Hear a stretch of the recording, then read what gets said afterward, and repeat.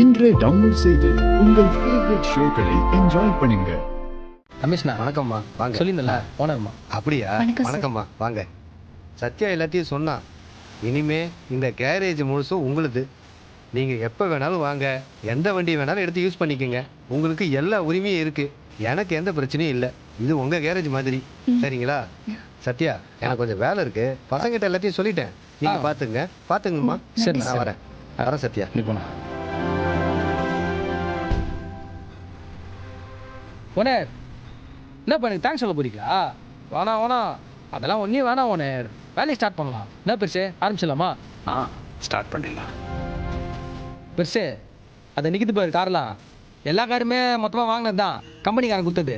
மொத்தமாக நம்ம டெலிவரி கொடுக்கணும் சொன்ன டைமுக்கு.